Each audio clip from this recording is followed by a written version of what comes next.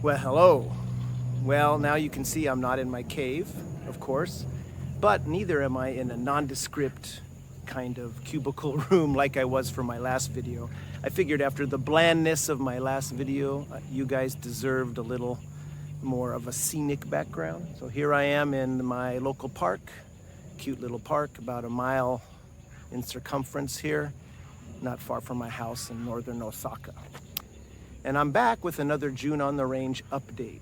Now, those of you who watched my last video about the misanthropic, sadistic, downright distasteful second novel in the Edge series, 10 Grand, will maybe remember that I said that I was washing the rather foul stench of that very kind of dark and grim and overly violent towards women novel out of my mouth and out of my mind with a good old Larry&Stretch novel by Leonard B. Meares. Now, Leonard B. Meares wrote under the pseudonym Marshall Grover most of the time. Leonard B. Meares was an Australian writer, but he specialized in Westerns.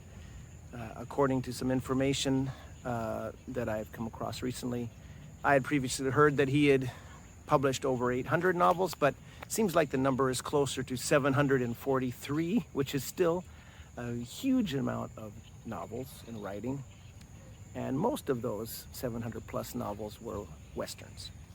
And over 400 of those, I have it on good authority from James Reasoner's blog and some other sources, that over 400 of those 743 novels were featured Larry&Stretch.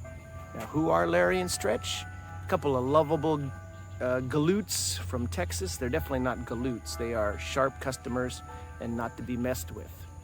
Now, I've read over a half a dozen of Larry&Stretch novels so far, some of them in paperback form that were published under the name of Marshall McCoy by Bantam back in the 60s. Most of these novels were written from the 1950s, mid to late 1950s, up into who knows how long Meares was writing these. He kept writing them long past the heyday of the Western novel.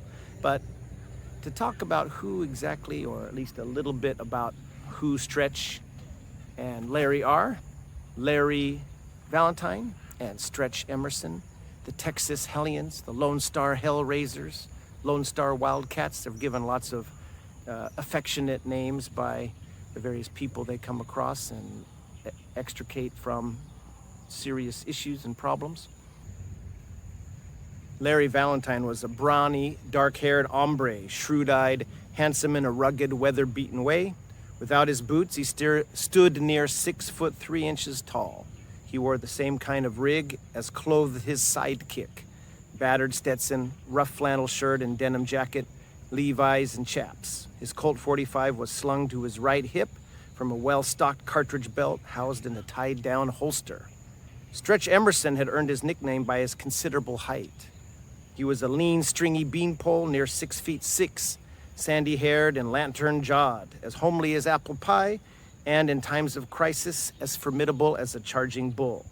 The mild blue eyes were deceptive. Sure, the taller Texan wasn't as mentally spry as his saddle pard, but he was a seasoned brawler and a sure shot. He toted twice as much Colt as Larry, one at either hip, and with handguns, he was ambidextrous. And as you can tell from that little excerpt, Larry Valentine is the brains of the outfit, I guess you could say. Although Stretch is no slouch himself when it needs to, quite often he'll come up with something that Larry missed when Larry's busy, formulating plans and figuring out the mystery that they've got themselves up to. And every book, these two well-meaning cowpokes wander into some town and get up to their necks in trouble. And no sooner has the first chapter opened, and the first chapter's title, by the way, is Bushwhackers Die Fast. We're basically on the first page when action is flinging out. So if you want Western action, you're going to get it in this series, as well as some fun lovable heroes, some humor, and quite a few interesting supporting characters that appear in the different books. And Leonard B. Meares, Marshall Grover, he's endlessly endlessly resourceful and inventive with coming up with different plots. And in these lean 100, 120 page books, they're about 35,000 to 40,000 word books, he packs a ton of kind of plot machinations, surprises, action, and sudden attacks.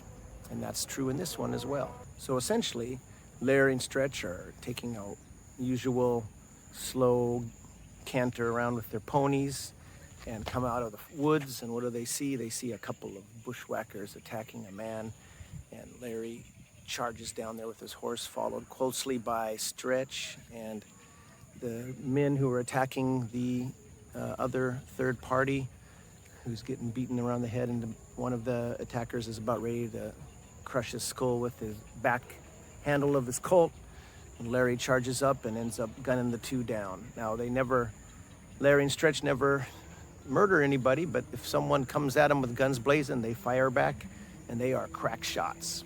Anyway, they take the wounded man back to a near town, and it seems like the fellow is in bad shape and passes away, or does he? So they take the horses and equipment from the dead men back to Tyson City, where the horses had been rented from, and only to find that there's been a major robbery in Tyson City. 3 of the big saloons and casinos have all been hit, with several $1,000s stolen from each, and in one of them, the brother of the owner stabbed to death by the killers, the robbers. And the casino owners, chafing under the lack of suspects or lack of closure from the local sheriff and his deputies, come to Larry and Stretch's hotel room and offer them a piece of the pie if they can track down the killers.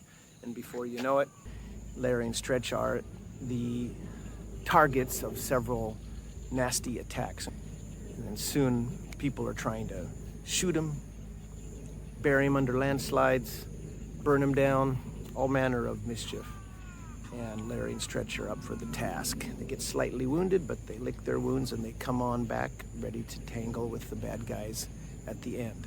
Now, there's lots of fun characters in this one, including some, at first, a little too frisky cowboys that tangle with Stretch and Larry and get their asses handed to them, but later become pretty friendly with them and one of them even helps pull Larry's fat out of the fire, literally, when he's meant to be a victim of arson. And then there's a kind of mysterious, blind Mexican beggar who's a lot more than he seems.